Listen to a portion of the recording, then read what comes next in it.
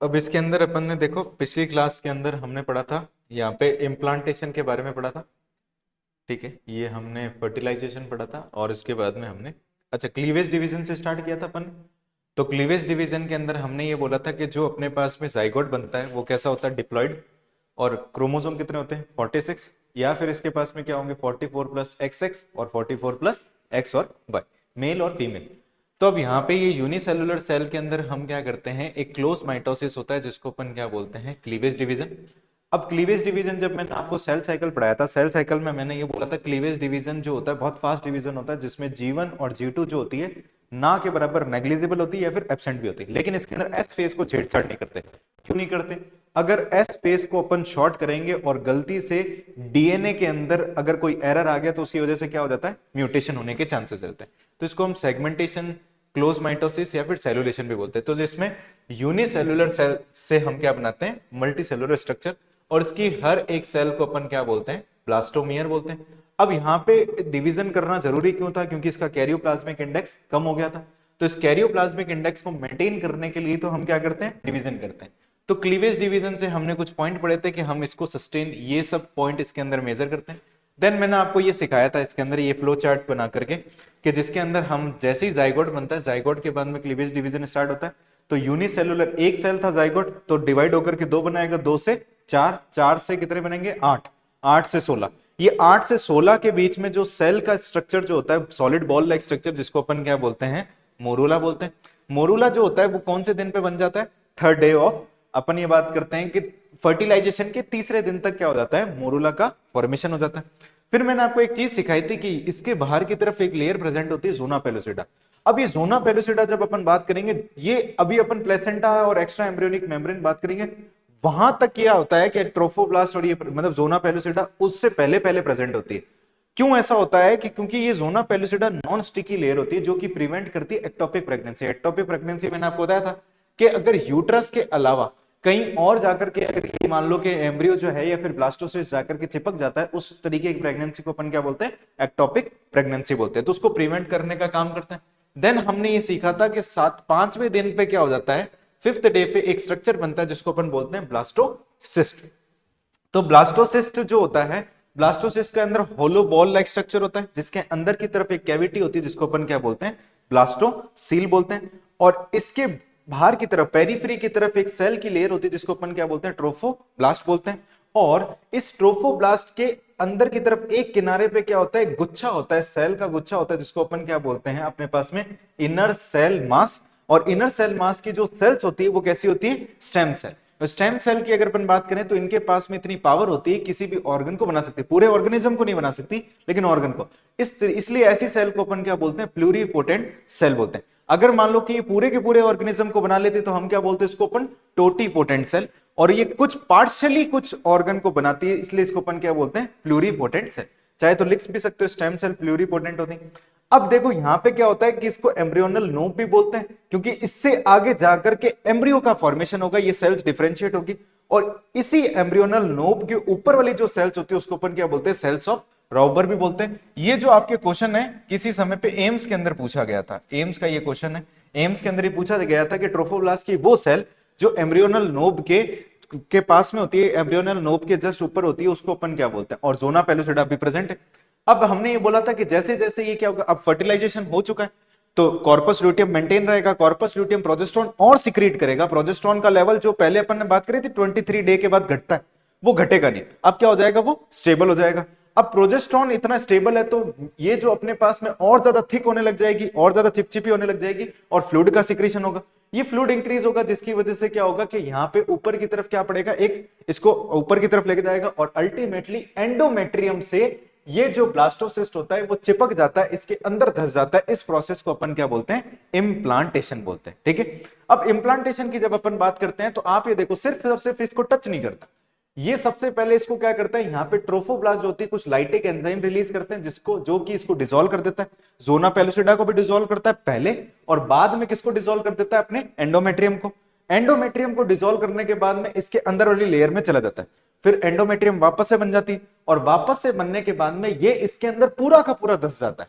तो हम ये बोलते हैं अपने यहाँ पे इम्प्लांटेशन किस तरीके का होता है, इंटरस्टिशियल टाइप का होता है। इंटरस्टिशियल टाइप का मतलब समझते हो, पूरी की पूरी जो स्ट्रक्चर होती है वो एंडोमेट्रियम के अंदर जाकर के चिपक जाती है। अब देखो होगा क्या, हालांकि आप ये जो चीजें बाकी की जो एम्ब्रियोनल डेवलपमेंट है वो आप हायर क्लास में पढ़ते हो, थोड़ा बहुत मैं अंदाजा देता हूं क्योंकि अपने सिलेबस में नहीं पहले हुआ करता था। पहले आपको ये सिखाया जाता था ब्लास्टुलेशन, मतलब ब्लास्टुला कैसे बनता है, ठीक है ना, ग्रेस्टुलेशन बताया जाता था, ग्रेस्टुलेशन तो भी मैं बताऊंगा क्या चीज होता है। तो उसमें एक्स्ट्रा एम्ब्रियोनिक मेम्ब्रेन किस तरीके से डेवलप होती है, ये जैसे कि आपको एक मैं बता देता हूं, ये जो अपने पास में इनर सेल मास है, ये इनर सेल मास क्या करेगा, अब डिफरेंशिएट होना स्टार्ट करेगा। तो इसमें दो लेयर बन जाती है, एक अपने पास में बन जाती है एक तरीके से यहां पे अपने पास में एक हाइपोब्लास्ट लेयर बनती है, ठीक है ना।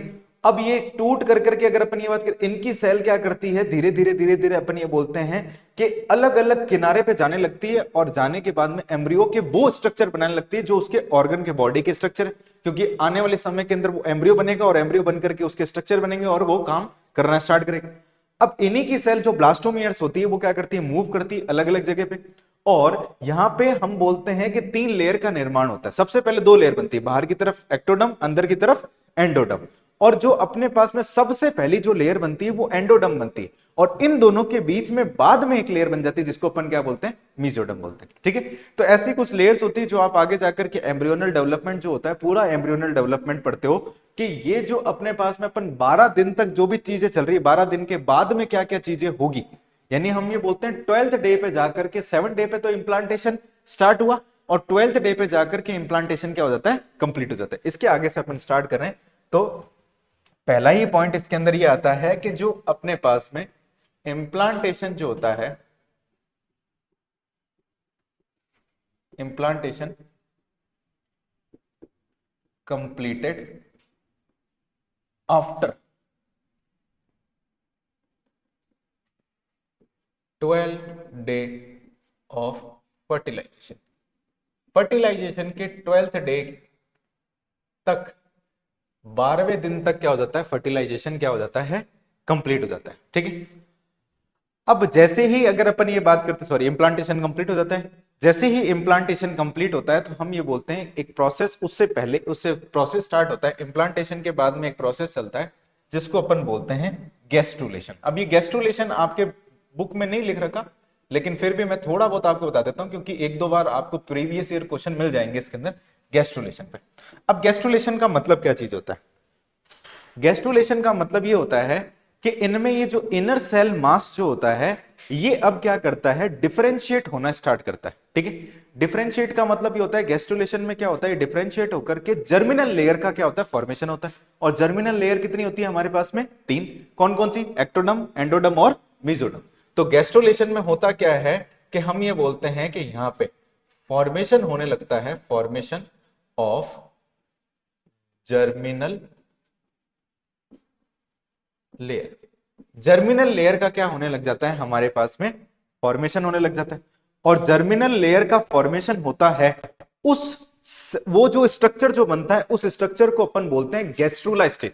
अब जो पहले जो बनी थी उसको अपन क्या बोला था, ब्लास्टुला बोलेंगे अपन, और अब जो स्ट्रक्चर बनेगी जिसमें तीनों जर्म लेयर मिलेगी उसको अपन क्या बोलेंगे, गैस्ट्रुला बोलेंगे, ठीक है। तो यहां पे क्या होता है कि यहां पे जो फॉर्मेशन होता है जर्मिनल लेयर का, और ये जो स्टेज होती है, यानी यहां पे जो स्टेज होती है उसको अपन क्या बोलते हैं, गैस्ट्रुला बोलते हैं, ठीक है। सिर्फ ये नाम ध्यान रख लेना कि गैस्ट्रुला क्या चीज होता है, जिस समय पे जर्मिनल लेयर बनती है उस प्रोसेस को अपन क्या बोलते हैं, अपने पास में जो जर्मिनल लेयर बनती है उस प्रोसेस को अपन बोलते हैं गैस्ट्रुलेशन, और गैस्ट्रुलेशन के दौरान जो स्टेज आती है उसको अपन क्या बोलते हैं, गैस्ट्रुला बोलते हैं। और अल्टीमेटली गैस्ट्रुला जो बनता है वो किससे बनता है, किससे, ब्लास्टोसिस्ट से ही तो बनता है। तो इसका जो ये जो स्टेज आई है किससे आई है, यानी ब्लास्टोसिस्ट ने किस में कन्वर्ट कर दिया, गैस्ट्रुला के अंदर कन्वर्ट कर दिया। इस पूरे के पूरे प्रोसेस को अपन क्या बोल रहे हैं, गैस्ट्रुलेशन बोल रहे हैं। एक ही लाइन का अगर आंसर देखा जाए तो सबसे पहले अपने पास में क्या बना था, सबसे पहले अपने पास में बना था ब्लास्टोसिस्ट, और ब्लास्टोसिस्ट को किस में कन्वर्ट कर दिया, गैस्ट्रुला के अंदर, और उसी प्रोसेस को अपन क्या बोलते हैं, गैस्ट्रुलेशन बोलते हैं। अब गैस्ट्रुलेशन के अंदर होता क्या चीज है, गैस्ट्रुलेशन के अगर कुछ की पॉइंट की अगर अपन बात करते हैं तो पहला पॉइंट है, यहां पे क्या होता है, मूवमेंट होता है, मूवमेंट ऑफ ब्लास्टोमियर। अब मूवमेंट ऑफ ब्लास्टोमियर का मतलब क्या होता है कि ये इनर सेल मास के ऊपर जो ब्लास्टोमियर्स होती है ये एम्ब्रियो के उस कोने में जाने लगती है जहां पे क्या होता है कि किसी ना किसी ऑर्गन का क्या करना पड़ता है, डेवलपमेंट। तो ये जो मूवमेंट होता है, इस तरीके के मूवमेंट को अपन बोलते हैं मॉर्फोजेनेटिक मूवमेंट बोलते हैं। क्या इतनी बात समझ में आई? मॉर्फोजेनेटिक मूवमेंट का मतलब समझ में है? ब्लास्टोमियर मूव करने लगती है, उस प्रोसेस को अपन या फिर उस मूवमेंट अपन प्रोसेस को क्या बोलते हैं? मॉर्फोजेनेटिक मूवमेंट बोलते हैं। अब यहां पे जो होता है जर्म लेयर बनती है, तो इस जर्म लेयर का भी अपन बोलते हैं फॉर्मेशन किसका होता है? यहां पे फॉर्मेशन ऑफ जर्मिनल लेयर होती है। अगर आपसे पूछ ले कि मतलब ऐसे मान लो बाई चांस आपसे पूछ ले, वैसे नहीं पूछा जाता, कि इसमें सबसे पहली फर्स्ट फॉर्म्ड जर्म लेयर कौन सी होती है, तो फर्स्ट फॉर्म जर्म लेयर होती है, वो होती है अपने पास में एंडोडर्म। ठीक है। और अगर अपन ये बोले हैं कि पहली जो अपने पास में जर्म लेयर कौन सी होती है? एंडोडर्म। फिर कौन सी बनती है? एक्टोडर्म। तो अगर अपन बात करते हैं सेकंड कौन सी बनती है, सेकंड फॉर्म जो होती है जर्म लेयर, ठीक है, वो होती है एक्टोडर्म होती है। ठीक है। और लास्ट में अपन ये बात करते हैं, लास्ट फॉर्म कौन सी होती है अगर अपन ये बात करें, वो होती है मीजोडर्म। और मीजोडर्म कहां पे प्रेजेंट होगी? इन दोनों के बीच में। तो ये लोकेटेड कहां पे होती है? Located in between ectoderm and endoderm. Ectoderm और एंडोडर्म के बीच में क्या होती है? ये हमारे पास में प्रेजेंट रहती है। क्या इतनी बात क्लियर है आपको? तो बहुत सिंपल सा तरीका है कि ब्लास्टोसिस्ट के बाद में स्टेज कौन सी आएगी? गैस्ट्रोला। गैस्ट्रोला के अंदर आपको क्या क्या दिखाई देगा? 3 जर्म लेयर दिखाई देगी। और वो 3 जर्म लेयर किस प्रकार से बनी होगी? ये ब्लास्टोमियर जो होते हैं, ये ब्लास्टोमियर क्या करते हैं? मूव करते हैं, मॉर्फोजेनेटिक मूवमेंट करते हैं। और मॉर्फोजेनेटिक मूवमेंट करने के बाद में लेयर बनती है। लेयर बनने के बाद में हम ये बोलते हैं हर एक लेयर क्या करती है? किसी ना किसी ऑर्गन सिस्टम का डेवलपमेंट करती है। तो आगे लिखो, लिख लिया ये सबने? चलो आगे अपन बात करते हैं। तो यहां पे गैस्ट्रोलेशन स्टेट के अंदर और क्या क्या चीजें देखी जाती है कीवर्ड की अगर अपन बात करते हैं गैस्ट्रोलेशन के दौरान, तो हमने क्या बोला यहां पे? मॉर्फोजेनेटिक मूवमेंट होता है। मॉर्फोजेनेटिक मूवमेंट के साथ साथ में क्या होता है कि जो सेल पहले इकट्ठी थी, अब उन्होंने अपना काम क्या कर लिया? बांट लिया। अगर अपन इंग्लिश में वर्क की अगर अपन बात करें, लेबरस वर्क की, तो हम ये लेबर की अपन बात करते हैं। लेबर क्या करते हैं? पहले साथ में रहते हैं, फिर बाद में अपना अपना काम बांट लेते हैं। तो इस प्रोसेस को अपन क्या बोलते हैं? Division of labour. तो हर सेल ने पहले एक ही काम कर रही थी, इकट्ठी थी, बाद में उन्होंने क्या करा? अपना अपना काम बांट लिया। जैसे मान लो एक्टोडर्म अलग ऑर्गन का फॉर्मेशन करेगी, एंडोडर्म अलग ऑर्गन का, और मेसोडर्म अलग। ठीक है ना? तो गैस्ट्रोलेशन के दौरान आपको क्या दिखता है? Division of labour, division of labour. ठीक है। अब मान लो कि जहां पे सेल काम कर रही है, तो सेल को ऑक्सीजन की जरूरत भी ज्यादा पड़ेगी। और ऐसी सेल जिसको ऑक्सीजन की ज्यादा जरूरत पड़ती है, तो उसकी रेस्पिरेटरी एक्टिविटी क्या हो जाती है? इंक्रीज। तो गैस्ट्रोलेशन के समय पे क्या होती है कि रेस्पिरेटरी एक्टिविटी जो होती है वो हो जाती है इंक्रीज। ठीक है। रेस्पिरेटरी एक्टिविटी क्या हो जाती है यहां पे? इंक्रीज। रेस्पिरेटरी एक्टिविटी इंक्रीज है, तो हम ये भी बोल सकते हैं कि ऑक्सीजन का कंजप्शन जो होता है वो भी क्या हो जाता है? हमारे पास में इंक्रीज हो जाता है। ऑक्सीजन का कंजप्शन इंक्रीज हो जाता है। अगर अपन ये बात करें कि सिर्फ और सिर्फ एक लाइन की अगर अपन बात करें, सवाल क्या पूछा जाता है कि यहां पे गैस्ट्रोलेशन स्टेट में एक कैविटी का फॉर्मेशन होता है, जिसको अपन बोलते हैं आर्केंट्रॉन कैविटी बोलते हैं। ठीक है। तो यहां पे क्या होता है? कैविटी फॉर्म होती है, जिसको अपन बोलते हैं आर्केंट्रॉन कैविटी बोलते हैं। ये इंपॉर्टेंट है। ठीक है। आर्केंटेरॉन कैविटी बन जाती है यहां पे।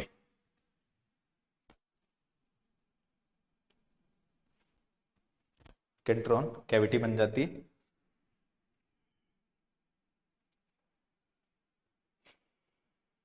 चले आगे। नेक्स्ट अगर अपन ये बात करें, हम ये बोलते हैं कि ऑर्गन फॉर्मेशन स्टार्ट हो जाता है। तो इस प्रोसेस को अपन बोलते हैं ऑर्गेनोजेनेसिस।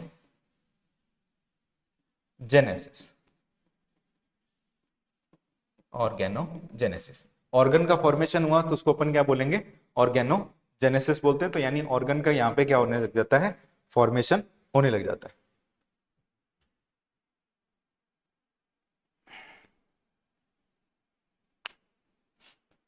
ठीक है। अब जब आप एनसीईआरटी पढ़ोगे तो एनसीईआरटी में लिखा जाएगा कि जो जैसे ही इम्प्लांटेशन होता है, आफ्टर इम्प्लांटेशन जो ब्लास्टो इनर सेल मास जो होती है वो डिफरेंशिएट हो जाती है। डिफरेंशिएट होकर करके वो सबसे पहले दो लेयर बनाती है, एक्टोडम और एंडोडम, और बाद में लेटर जो क्या बनती है, मीजोडम का फॉर्मेशन होता है। तो मैं वो एनसीईआरटी की लाइन भी आपको बता देता हूं जो एनसीईआरटी में लिख रखा है। ठीक है, तो हम ये बोलते हैं कि अगर अपन ये बात करें कि जो इनर सेल मास है, मास जो होता है वो डिफरेंशिएटेड हो जाता है, differentiate into ectoderm and endoderm and later mesoderm are formed. ठीक है भाई, लेटर क्या बन जाता है हमारे पास में, मीजोडम का फॉर्मेशन हो जाता है। और यही तीन जो लेयर होती है ये आपके क्या करती है, ऑर्गन को या टिश्यू को बनाने का क्या करती है, काम करती है। तो हम यहां पे ये भी बात कर लेते हैं, these three layer give rise to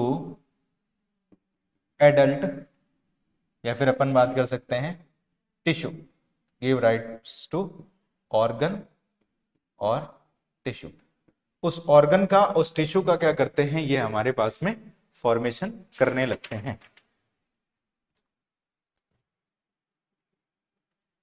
ठीक है, ये चीज ध्यान रखना। ये सारा चीज इसलिए समझाया कि जब आप एनसीईआरटी की लाइन पढ़ोगे ये वाली इनर सेल मास डिफरेंशिएट वाला, तो वहां पे लिख लेना कि ये कौन सी स्टेज की बात कर रहे हैं, गैस्ट्रुलेशन की, और वो स्ट्रक्चर का नाम क्या होता है, गैस्ट्रुला। लिखा नहीं है लेकिन आपको ये पता होना चाहिए कि ये लाइन किसको बता रहा है। अगर आप मान लो कि इसको यही मान लो ब्लास्टोसिस्ट में ये सब चीजें हो रही है, ब्लास्टोसिस्ट में होता है लेकिन होने के बाद में उस स्ट्रक्चर को क्या बोलते हैं। इतनी बात क्लियर है आपको, ये समझ में आ गया गैस्ट्रुलेशन क्या चीज होता है। चलो, अब इसके अंदर एक टॉपिक आता है अपने पास में, एक्स्ट्रा एम्ब्रियोनिक मेम्ब्रेन। तो हेडिंग लगाओ यहां पे, extra embryonic layers, extra embryonic layer. ठीक है, अब पहले ये स्ट्रक्चर देखो।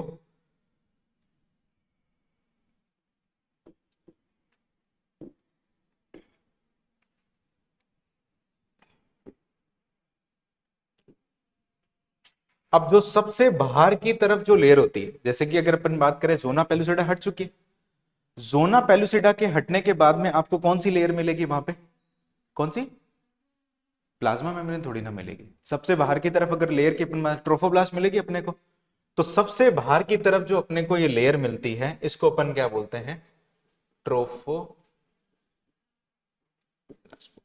ठीक है, अब इस ट्रोफोब्लास्ट के अंदर की तरफ एक लेयर और बनती है,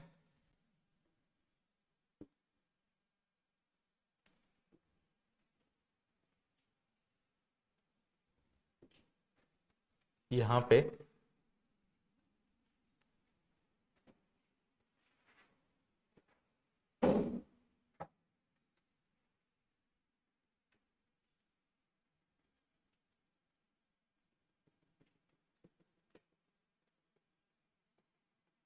ठीक है, इस लेयर को अपन बोलते हैं पैराइटल एक्स्ट्रा एम्ब्रियोनिक मीजोडम। ठीक है, पैराइटल एक्स्ट्रा एम्ब्रियोनिक मीजोडम बोलते हैं। अब ये पैराइटल एक्स्ट्रा एम्ब्रियोनिक मीजोडम और ये ट्रोफोब्लास्ट जो होती है, ये दोनों मिलकर के एक लेयर बनाते हैं। ठीक है, ये दोनों मिलकर के जो लेयर बनाते हैं जिसको अपन बोलते हैं कोरियोन बोलते हैं। क्या बोलते हैं इसको अपन, कोरियोन। तो पहली जो लेयर होती है एक्स्ट्रा एम्ब्रियोनिक के अंदर, जैसे कि अगर अपन बात करें तो हमारे को चार लेयर मिलती है। पहली होती है कोरियोन, उसके बाद में आती है एमनियोन, फिर आती है एलेंटोइस और एक आता है योगसेक। ये चार नाम आपको याद रखने, सबसे बाहर वाला कोरियोन, दूसरा एमनियोन, फिर एलेंटोइस, फिर योगसेक। तो सी ए, ठीक है ना, सी ए से याद करोगे तो सी का मतलब क्या हो गया, कोरियोन, ए का मतलब क्या हो गया, एमनियोन, फिर एक और ए जो आएगा उसका मतलब क्या हो गया, एलेंटोइस, और वाई का मतलब क्या हो गया, योगसेक। ठीक है।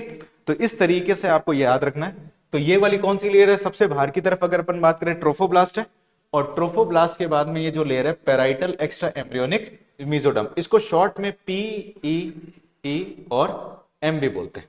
इन दोनों ने मिल करके क्या बनाया है, ये कोरियोन का फॉर्मेशन किया।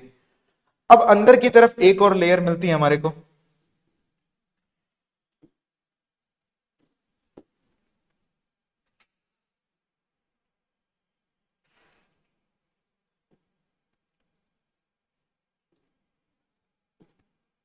ठीक।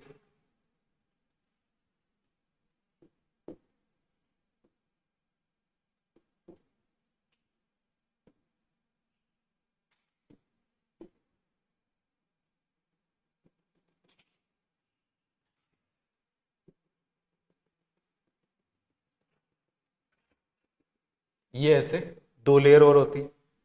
अगर इन दो लेयर की अगर अपन ये बात करते हैं, तो यहां पे हमारे पास में जो अंदर वाली जो लेयर होती है, इस लेयर को तो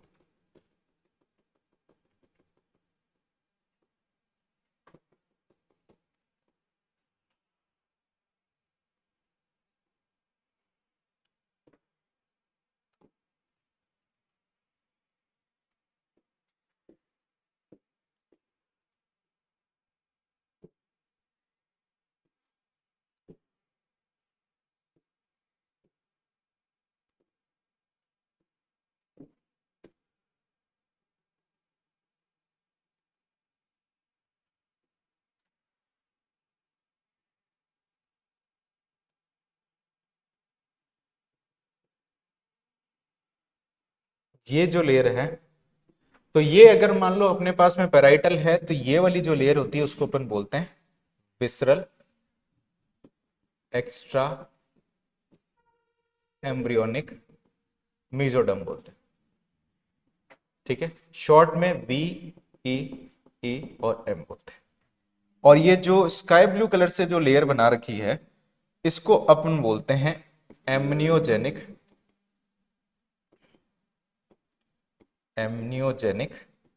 लेयर बोलते हैं, ठीक है।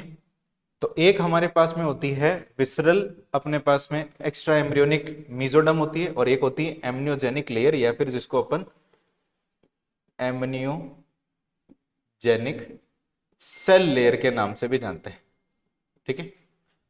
अब ये दोनों जो सेल की लेयर होती है, ये मिलकर के एक और स्ट्रक्चर बनाती है, इन दोनों को मिला देते हैं तो एक स्ट्रक्चर बनता है जिसको अपन बोलते हैं एमनियोन। तो सबसे बाहर की तरफ होता है कोरियोन, उसके अंदर की तरफ होता है एमनियोन। तो एमनियोन कौन सा हो गया, ये जो लेयर है इसने मिल करके बनाया है एमनियोन। तो दो लेयर हो गई। अब एमनियोन के फंक्शन की अगर अपन बात करें, तो एमनियोन का जो फंक्शन होता है उसका काम होता है शॉक एब्जॉर्बर। बच्चा जब पेट के अंदर होता है तो उस समय पे मदर एक्टिविटी वगैरह करती है, या मान लो किसी कारण से स्लिप हो गई, या फिर किसी कुछ भी मान लो हो सकता है, तो उस बच्चे को बचाने के लिए एक शॉक एब्जॉर्बर लेयर की जरूरत पड़ती है। तो ये जो एमनियोन जो होता है वो एक्ट करता है, एक्ट एज शॉक एब्जॉर्बर, ठीक है। पहली चीज ये होगी, तो शॉक को एब्जॉर्ब करने का काम करता है। दूसरा अगर अपन ये बात करते हैं कि इसका काम होता है, ये क्या करता है, इस लेयर को यानी डेसिकेशन, इसको टूटने से क्या करता है, बचाता है। तो ये एक तरीके से प्रिवेंट करता है डेसिकेशन में, प्रिवेंट डेसिकेशन। तो डेसिकेशन से ये क्या करता है, प्रिवेंट करने का काम करता है। तो ये दोनों चीज याद रखना, एक तो शॉक एब्जॉर्बर की तरह काम करेगा और डेसिकेशन। और दूसरी चीज अगर अपन ये बात करें, टेम्परेचर रेगुलेशन। टेम्परेचर रेगुलेशन कैसे, मान लो कि बाहर का टेम्परेचर कम है, तो उस बच्चे को एक न्यूट्रल टेम्परेचर देना पड़ता है कि ताकि वो अपनी ग्रोथ को क्या कर सके, एक्सीड कर सके। तो टेम्परेचर रेगुलेशन का भी काम करता है, टेम्परेचर रेगुलेशन। क्या इतनी बात समझ में आ गई? तो सबसे बाहर की तरफ कौन सी होगी, कोरियोन, फिर कौन सी होगी हमारे पास में एमनियोन। और एमनियोन के तीन फंक्शन है, शॉक एब्जॉर्बर, डेसिकेशन टूटने से बचाती है, और ये क्या करती है, टेम्परेचर रेगुलेशन का भी क्या करती है, काम करती है। इतनी बात क्लियर है आपको?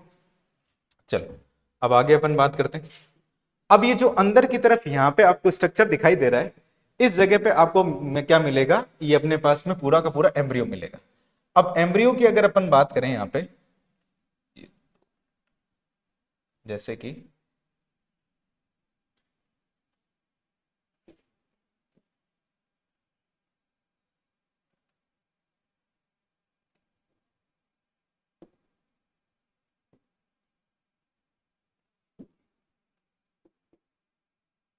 ये आप ऐसे मानो,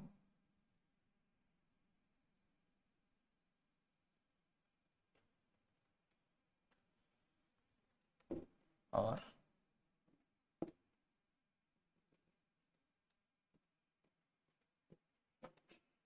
ये इस तरीके से ये लेयर। अब जो फीटस जो होता है,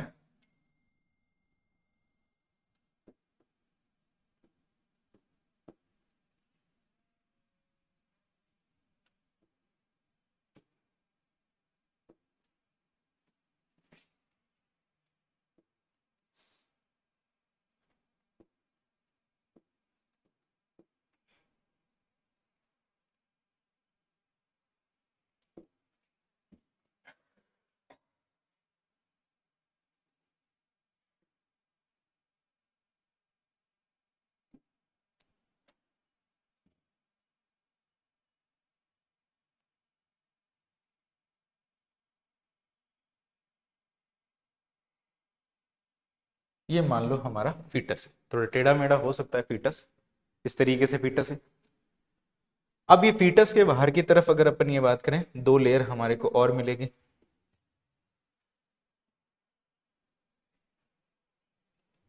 एक इस तरीके से और एक इस तरीके से, ठीक है, दो लेयर हमारे को मिलेगी।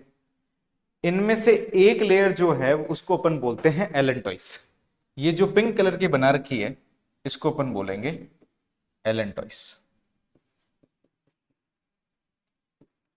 टॉइस बोलते हैं।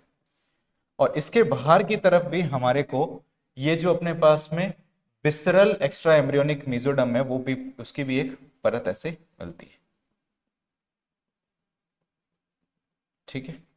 और ये रेड कलर से जो बना रखी है इसको अपन बोलते हैं योग सैक, ठीक है। ये जो लेयर है इसको अपन बोलते हैं योग सैक। अब अपन ने एक क्लासिफिकेशन पढ़ा था उसका, एग का। जब एग के अंदर क्लासिफिकेशन में मैंने ये बताया था कि आपको ह्यूमन के एग किस टाइप का होता है, ए लेसिथल, और साथ में कौन सा, नॉन क्लिडोइक, और ए लेसिथल, नॉन क्लिडोइक, और कौन सा, किस तरीके का होता है, होमोलेसिथल, आइसोलेसिथल अपन ने पढ़ी थी। तो इसमें योग का अमाउंट देखो बहुत ही कम अमाउंट होता है इसके अंदर, ठीक है। तो ये जो अपने पास में एलेंटॉइस जो होता है, अगर अपन ये बात करें, इस एलेंटॉइस का काम होता है न्यूट्रिशन देना, न्यूट्रिशन देने का काम करता है ये, ठीक है। न्यूट्रिशन के साथ साथ में अगर अपन ये बात करें तो रेस्पिरेशन और एक्सक्रीशन का भी क्या करता है, ये काम करता है। तो ये अगर अपन बात करें रेस्पिरेशन का और एक्सक्रीशन का भी क्या करता है, काम करता है। योग सैक है, इस योग सैक के बाहर की तरफ भी हमारे को ऐसे ये एक्स विसरल वाली लेयर हमारे को ऐसे मिलती है, ये प्रेजेंट है। और योग सैक यहां पे अगर अपन ये बात करें बहुत ही मिनिमम अमाउंट के अंदर होता है। जब बच्चा ये डेवलप होता है, फीटस ये डेवलप हो रहा होगा, तो फीटस के डेवलपमेंट के दौरान ये योग सैक से अपन क्या कर लेते हैं, यहाँ पे खास बात ये होता है इस योग सैक के अंदर पहली आरबीसी बनती है। फर्स्ट जो आरबीसी बनेगी जो बच्चे के अंदर जाएगी, तो उसको वो जो बनती है योग सैक में बनती है। ये बहुत इंपॉर्टेंट पॉइंट है। तो अगर अपन ये बात करें यहाँ पे, जो ये योग सैक जो होता है यहाँ पे क्या होता है, फर्स्ट आरबीसी का फॉर्मेशन होता है। और जिसमें आरबीसी बनती है उस तरीके के ऑर्गन को अपन बोलते हैं हीमोपोइटिक ऑर्गन, एक ऑर्गन। तो क्वेश्चन पूछा जाता है कि एम्ब्रियोनिक स्टेज की सबसे स्टार्टिंग स्टेज में सबसे पहली आरबीसी कहां पे बनती है, वो बनती है अगर अपन ये बात करें योग सैक के अंदर, ठीक है। अब ये लेयर है। अब ये जो कोरियोन की जो लेयर होती है, ये कोरियोन की लेयर क्या करती है, यहां पे मान लो कि हमारे पास में ये एंडोमेट्रियम है, ठीक है, ये जो है ऐसे इस तरीके से ये एंडोमेट्रियम है।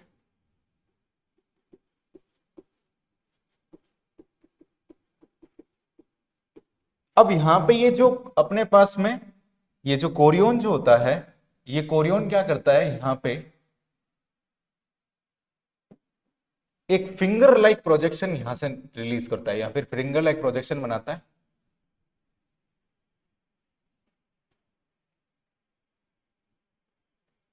जो कि कोरियोन से निकली हुई होती है। इस तरीके के फिंगर लाइक प्रोजेक्शन के लिए अपन टर्म यूज करते हैं विलाई।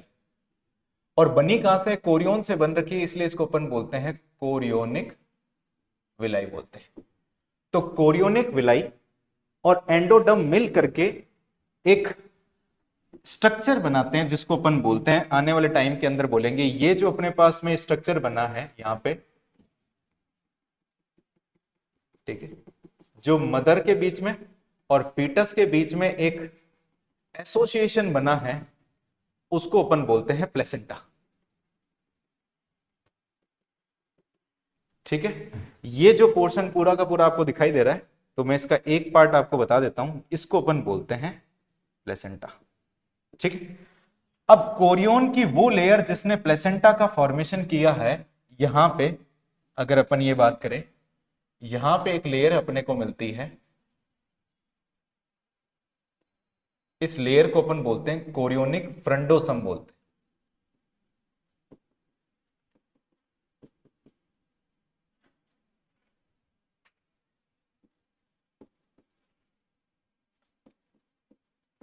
ठीक है। तो अपने पास में 4 लेयर है, चारों लेयर का अपन ने फॉर्मेशन देख लिया, कौन कौन सी क्या चीज होती है। तो कोरियोनिक फ्रंटोसम होगी, और ये अपने पास में क्या हो गया, प्लेसेंटा हो गया।